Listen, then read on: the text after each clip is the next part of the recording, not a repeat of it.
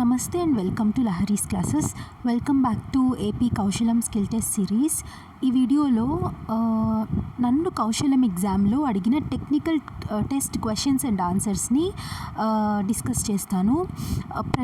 అంటే 20 క్వశ్చన్స్ అడుగుతారు. 20 క్వశ్చన్స్ నేను ఇక్కడ మీకు చెప్తాను. అండ్ టెక్నికల్ టెస్ట్కి సంబంధించి చాలా ఇంపార్టెంట్ విషయాలు కూడా నేను మీకు చెప్తాను. బాగా వినండి. మీరు మీ ప్రొఫైల్ క్రియేట్ చేసుకుంటున్నప్పుడు రిజిస్టర్ అవుతారు కదా, ఆ టైంలో స్కిల్స్ని ఎడిట్ చేసుకోవాలి కదా. అక్కడ మీరు జాగ్రత్తగా స్కిల్స్ని ఎడిట్ చేసుకోవాలి. ఫర్ ఎగ్జాంపుల్, ఇప్పుడు మీకు ఎగ్జామ్ ఈరోజు ఉందంటే ఎగ్జామ్కి 48 అవర్స్ ముందు మీ ప్రొఫైల్ లాక్ అయిపోతుంది. సో ఆ 48 అవర్స్ ముందు వరకు కూడా మీరు ప్రతిరోజు ఒక 2-3 టైమ్స్ లాగిన్ అయ్యి చూసుకుంటూ ఉండాలి స్కిల్స్. చాలామంది ఏం కంప్లైంట్ చేశారంటే వాళ్ళకి సంబంధం లేని స్కిల్స్ పైన క్వశ్చన్స్ అడిగారని, డిగ్రీలో లేని సబ్జెక్ట్స్ పైన అడిగారని ఇలా అంతా చెప్తూ ఉన్నారు. మనం ప్రొఫైల్ క్రియేట్ చేసుకొని స్కిల్స్ ఎడిట్ చేయనంత వరకు కూడా ఏవంటే అవి అక్కడ ప్రీ రికార్డ్ లాగా అయిపోయి ఉంటాయి, ప్రీ సెలెక్ట్ లాగా వాటి డిఫాల్ట్గా ఓన్గా. కాబట్టి మనమే మన స్కిల్స్ని ఎడిట్ చేసుకోవాలన్నమాట. నాకైతే ప్యూర్గా నేను ఏ స్కిల్స్ అయితే నాకు వచ్చు అని నేను సెలెక్ట్ చేసుకున్నానో ఆ స్కిల్స్ పైనే అడిగారు. ఇంకా చెప్పాలంటే అక్కడ స్కిల్స్తో పాటు ప్రాజెక్ట్ కూడా ఉంటుంది. అప్లోడ్ యువర్ ప్రాజెక్ట్ అని ఒకటి ఉంటుంది మన డాష్ బోర్డ్లో. అక్కడ కూడా మీరు చేసిన ప్రాజెక్ట్స్ ఏదంటే అది అక్కడ అప్లోడ్ చేయకూడదు, అంటే మీరు రాయకూడదు. మీరు చేసిన ప్రాజెక్ట్, మీకు బాగా నాలెడ్జ్ ఉన్న ప్రాజెక్ట్ని అక్కడ కానీ రాస్తే వాటిపైనే మిమ్మల్ని క్వశ్చన్స్ అడుగుతారు. నేను చెప్పాలంటే ఒక్క క్వశ్చన్ కూడా నాకు అవుట్ ఆఫ్ ద సిలబస్ అన్నట్లు నాకు రాలేదు. అన్నీ కూడా ఇప్పుడు నేను ఒక సర్టిఫికేషన్ చేశాను, ఆ సర్టిఫికేషన్కి రిలేటెడ్ స్కిల్స్ పైన క్వశ్చన్సే వచ్చాయి. అండ్ నేను చేసిన ఒక ప్రాజెక్ట్ని అప్లోడ్ చేశాను విత్ ఆ ప్రాజెక్ట్ కోడ్ అదంతా అక్కడ ఉంటుంది మన డాష్ బోర్డ్లో.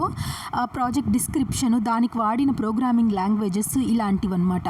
వాటిపైనే నన్ను క్వశ్చన్స్ అడిగారు. ఇంకా కోర్ సబ్జెక్ట్స్ మీకు పెద్దగా రాదు అనుకుంటే ఆ కోర్ సబ్జెక్ట్స్ని కూడా మీరు ఆడ ఇంటూ మార్క్ చేసుకోవచ్చు స్కిల్స్లో. సో అన్నీ కూడా మీ చేతుల్లోనే ఉంది. మీరు ఆ 48 అవర్స్కి ముందు వరకు మీరు ఎంత బాగా మీ స్కిల్స్ని ఎడిట్ చేసుకుంటారో, అంటే ఏదో అక్కడ ఎక్కువ స్కిల్స్ పెడితే మనకి ఏదో ఎక్కువ పాయింట్స్ వస్తాయి అలా కాదు. మీకు వచ్చిన స్కిల్సే అక్కడ పెడితే వాటిపైనే మీ 20 క్వశ్చన్స్ అడుగుతారు. సో అది బాగా గుర్తుపెట్టుకోండి. సో స్కిల్స్ ఎడిట్ చేసుకోవడం జాగ్రత్తగా చేసుకోండి. అండ్ మీ డిగ్రీ సబ్జెక్ట్స్ కూడా ఆ స్కిల్స్లోనే యాడ్ అయిపోయి ఉంటాయి. మీకు ఏ డిగ్రీ సబ్జెక్ట్లో మీకు అది కష్టంగా ఉంటుందో దాన్ని మీరు ఇంటూ కొట్టేయండి. ఆ ప్లేస్లో మీకు వచ్చిన కంప్యూటర్ బేస్డ్ స్కిల్స్ అలాంటివి మీరు యాడ్ చేసుకోండి. అక్కడ ఎన్ని స్కిల్స్ ఉన్నాయో అన్ని స్కిల్స్ ఉన్నాయి. జాగ్రత్తగా మీరు ఆ సెర్చ్ బార్లో ఆల్ఫాబెట్ వైజ్ సెర్చ్ చేసుకొని, లేకపోతే ఇప్పుడు మీరు ఫర్ ఎగ్జాంపుల్ మీకు పైథాన్ వచ్చు, పైథాన్ అని సెలెక్ట్ చేసిన వెంటనే పైథాన్ కోడింగా, లేకపోతే పైథాన్ ఫర్ డేటా సైన్సా, పైథాన్ ఫర్ యాప్ మేకింగా, వెబ్సైట్ మేకింగా, ఇవన్నీ కూడా ఆప్షన్స్ దాంట్లో ఉంది. సో వచ్చి కంప్లైంట్ చేసే బదులు నాకు ఇవి రాలేదు అవి రాలేదు నేను చదువుకున్నది రాలేదు అనే బదులు మీరు ఒక్కసారి టైం కేటాయించి అసలు మీ ప్రొఫైల్లో స్కిల్స్ ఎలా ఉన్నాయి, ఏవి పడితే అవి ఉన్నాయా, నాకు వచ్చినవే ఉన్నాయా అనేది చూసుకొని జాగ్రత్తగా రోజుకు 2-3 టైమ్స్ చూసుకొని ఎడిట్ చేసుకొని సేవ్ చేసుకోండి. అప్పటికి కానీ మీకు వచ్చిన స్కిల్సే అక్కడ సేవ్ అవ్వవు. సో అది లెందీ అయిపోయి ఉంటే ప్లీజ్ ఎక్స్క్యూజ్ మీ, బట్ ఇది చాలా ఇంపార్టెంట్ విషయం, మీకు చాలా యూజ్ అవుతుందని నేను చెప్పాను. అండ్ టెక్నికల్ టెస్ట్ క్వశ్చన్స్లోకి వెళ్ళిపోతే ఎంసీక్యూస్తో పాటు 1-2 లైన్స్ షార్ట్ ఆన్సర్స్ రాయమనే క్వశ్చన్స్ వచ్చాయి నాకు. అండ్ ప్రోగ్రామింగ్ క్వశ్చన్స్ కూడా నాకు వచ్చాయి. ఎందుకంటే నేను అలాంటి స్కిల్స్ని ఆప్ట్ చేసుకున్నాను కాబట్టి. పైథాన్ పైన వచ్చింది అండ్ ఎస్క్యూఎల్ పైన కూడా నన్ను ప్రోగ్రామ్ రాయమని, కోడ్ స్నిపెట్ రాయమని వచ్చిందనమాట. చిన్నవే, పెద్ద అంత క్లిష్టమైనవి ఏమి ఉండవు. సో సింపుల్గా ఉంటుంది. సో అది అండ్ నా స్కిల్స్ బేస్డ్ పైన క్వశ్చన్స్ ఇవి మీ స్కిల్స్కి మ్యాచ్ అయితే మీకు కూడా యూజ్ అవుతుంది. చూడండి, మ్యాచ్ కాలేదు అంటే మీరు ఇంకా మీకు రిలేటెడ్ వీడియోస్ని మీరు చూడొచ్చు ఇక్కడ నుంచి స్కిప్ చేసి. So that is it. Without any delay let's proceed to the lecture. So first question చూడండి. Python based data analysis work ఫ్లోలో ఏ లైబ్రరీ డేటా ఫ్రేమ్ స్ట్రక్చర్ని ప్రొవైడ్ చేస్తుంది to represent tabular data preparation అని అంటే అది పాండాస్ అనే లైబ్రరీ. అది మనకి రిప్రజెంటేషన్ ఇస్తుంది, డేటా ఫ్రేమ్ రిప్రజెంటేషన్ని. Next which SQL clause is use to filter rows. ఏ ఎస్క్యూఎల్ క్లాజ్ రోస్ని ఫిల్టర్ చేయడానికి యూస్ చేస్తాము అంటే వేర్. అదే కానీ గ్రూపింగ్ ఆఫ్ రోస్ని ఫిల్టర్ చేయడానికి అంటే హ్యావింగ్. సో ఇక్కడ next third one, in MySQL which statement creates a non unique index. Index create చేయడానికి మనం ఇక్కడ సింటాక్స్ రాయాలన్నమాట. అంటే ఏ కాలం పైన వాళ్ళే ఇచ్చేస్తారు. ఆన్ కాలం అప్లికెంట్ ఐడి అనే కాలం పైన టేబుల్ వచ్చి అప్లికెంట్స్ అనే టేబుల్ అనమాట. సో ఇక్కడ ఫస్ట్ ఆప్షన్ క్లియర్గా తెలిసిపోతుంది, క్రియేట్ అని కీవర్డ్స్తో స్టార్ట్ చేయాలి ఇండెక్స్ని రాయడము. Create index IDX applicant on table name బ్రాకెట్స్లో కాలం నేమ్, అంతే. When splitting a label data set into training and test sets for the data analysis model, a common default test size వచ్చి 0.2 20%. ఇది నా ప్రాజెక్ట్కి సంబంధించిన క్వశ్చన్ ఇది. Next నాకు వచ్చిన పవర్ BI నాకు వచ్చు అని పెట్టాను. సో దానిపైన క్వశ్చన్ అడిగారు, 2 క్వశ్చన్స్ ఏమో అడిగారు పవర్ BI నుంచి. So which tool is most appropriate for building interactive dash boards. So power BI వచ్చి ఎక్సెల్కి ఇంకొంచెం అడ్వాన్స్డ్ అప్లికేషన్ లాగా. సో ఇంటరాక్టివ్ డాష్ బోర్డ్స్ని క్రియేట్ చేయడానికి పవర్ BIని అయితే యూజ్ చేస్తాము. సో ఆ క్వశ్చన్ అడిగారు. అండ్ DBMS పెట్టాను, అంటే డేటాబేస్ మేనేజ్మెంట్ సిస్టమ్ నాకు వచ్చు అని పెట్టాను. సో దానిపైన క్వశ్చన్ అడిగారు. చూడండి ఎంత simple question. Which normal form primarily ensures that non key attributes are fully functionally dependent on the primary key. ఒక టేబుల్లో మనం ప్రైమరీ కీని డిఫైన్ చేసుకుంటాం కదా, ఆ ప్రైమరీ కీ పైనే మిగిలిన నాన్ ప్రైమరీ కీ అంటే నాన్ కీ అట్రిబ్యూట్స్ అన్నీ కూడా డిపెండ్ అయి ఉండాలి. అలా లేకుండా ఒక నాన్ కీ అట్రిబ్యూట్ ఇంకొక నాన్ కీ అట్రిబ్యూట్ పైన డిపెండ్ అయి ఉంటే ఆ పార్షియల్ డిపెండెన్సీ అంటారు ఆ అనామలీని. సో అది ఏ ఫామ్ ద్వారా మనం ఎలిమినేట్ చేయొచ్చు అంటే 2NF సెకండ్ నార్మలైజ్డ్ ఫామ్ ద్వారా పార్షియల్ డిపెండెన్సీని మనం ఎలిమినేట్ చేయొచ్చు. Next for a binary credit approval model where the positive class అంటే approved positive class is much rarer than the negative class which evaluation metric is generally more informative than raw accuracy. ఇది నా ప్రాజెక్ట్కి సంబంధించిన question. చాలామందికి అర్థం కాకపోవచ్చు. So ROC AUC అనే technique ద్వారా అక్యురసీని పెంచొచ్చు అనమాట. So that was the answer. Next, SQL join returns only rows that have matching values in both tables. Both tablesలో matching valuesనే రిటర్న్ చేసే SQL ఏ జాయిన్ అంటే అది ఇన్నర్ జాయిన్, అది అందరికీ తెలుసు. So inner join. Next a simple common strategy to impute missing numeric values in a data set before training a model. ఒక డేటా సెట్లో మిస్సింగ్ వాల్యూస్ ఉంటాయి కదా, నల్ వాల్యూస్. దాన్ని నల్ వాల్యూస్ అని పెట్టేస్తే డేటా అనాలిసిస్ కష్టం అవుతుంది, కాంప్లికేట్ అవుతుంది, క్లియర్గా రాదనమాట. సో దాన్ని సింపుల్గా ఇంప్యూట్ చేయడం అంటే రిప్లేస్ చేయడం.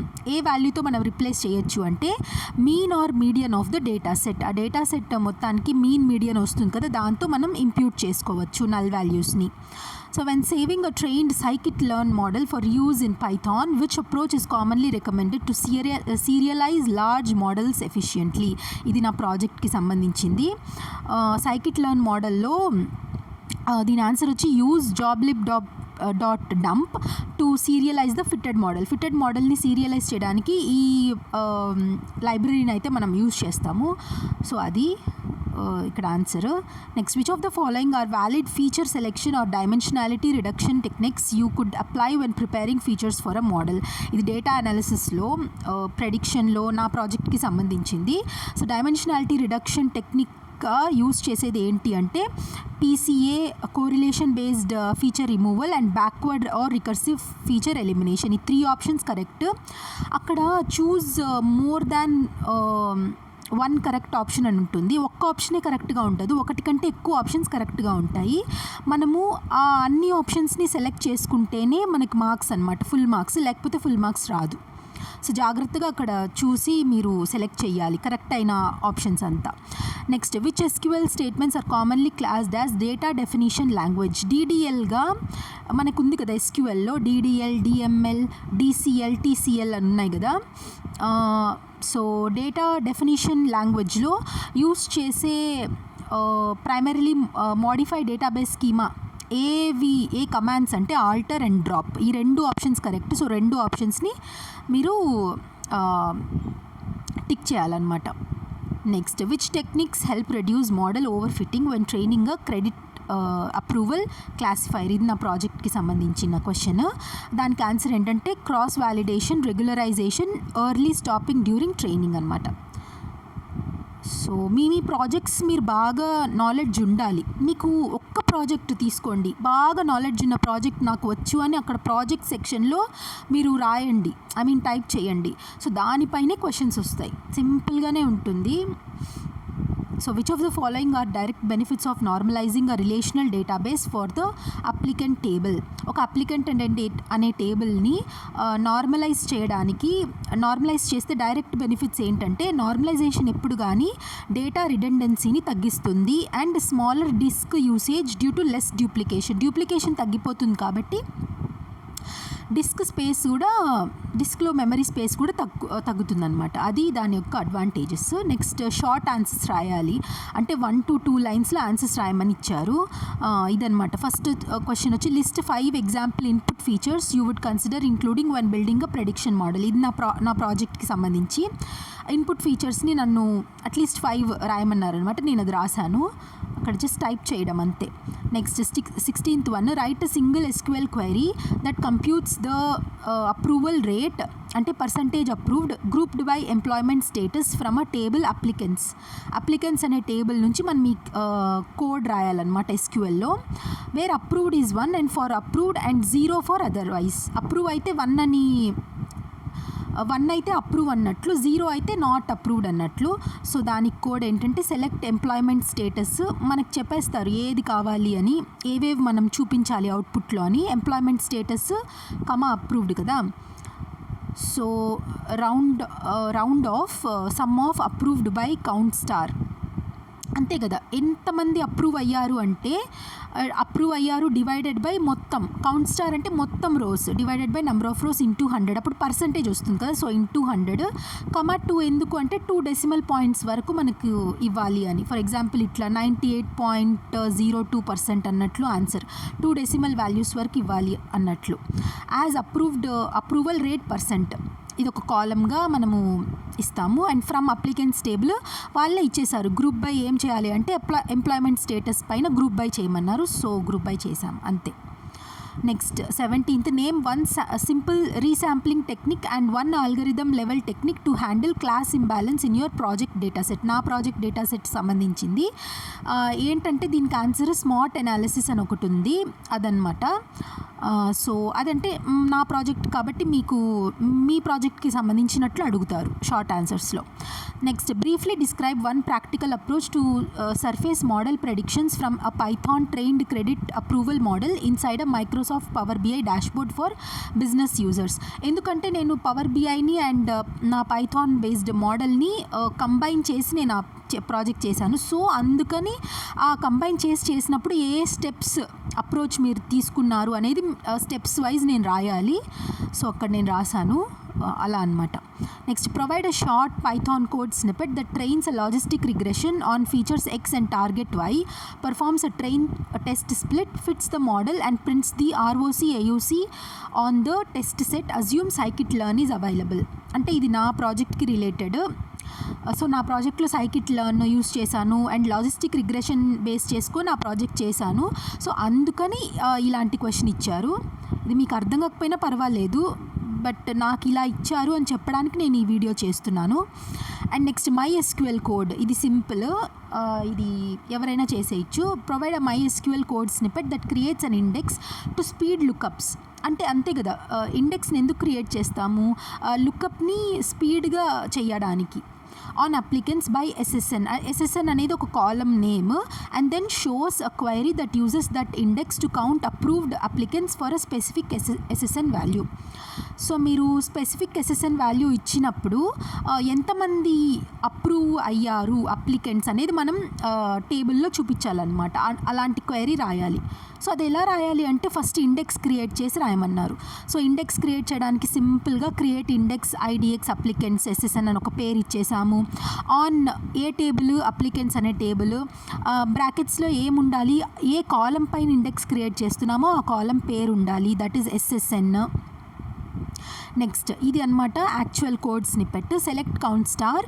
ఏంటి కౌంట్ స్టార్ అంటే ఎవరెవరైతే అప్రూవ్ అయ్యారో అప్రూవల్ అయిన కౌంట్ అనమాట. సో దానికి పేరు ఏమంటే approved count from applicants table wear SSN మనకి కావాల్సిన నంబర్.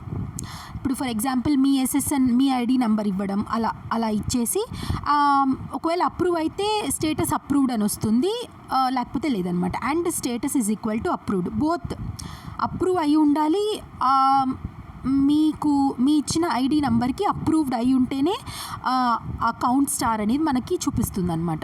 సో దానికి రిలేటెడ్ కోడ్ ఇది. ఐ హోప్ మీకు అర్థమైంది అనుకుంటున్నాను. ఈ వీడియోతో మనం 4 పార్ట్స్ని కంప్లీట్ చేశాను. నా ఎగ్జామినేషన్ రివ్యూ, కౌశలం రివ్యూ అనమాట. పార్ట్ 1లో కమ్యూనికేషన్, పార్ట్ 2లో యాప్టిట్యూడ్ అండ్ రీజనింగ్, పార్ట్ 3లో సైకోమెట్రిక్ టెస్ట్, పార్ట్ 4లో టెక్నికల్ టెస్ట్ అనమాట. సో ఇలా 4 పార్ట్స్ని నేను కంప్లీట్ చేసేసాను. అవంతా కూడా నేను డిస్క్రిప్షన్లో ఇస్తాను అండ్ కమెంట్ సెక్షన్లో కూడా 4 పార్ట్ వీడియోస్ని పిన్ చేస్తాను. మీరు చూసి మీకు కావాలంటే మీరు చూడొచ్చు. So that is it for today's video. Thank you so much for watching till the end. God bless you all. జై హింద్.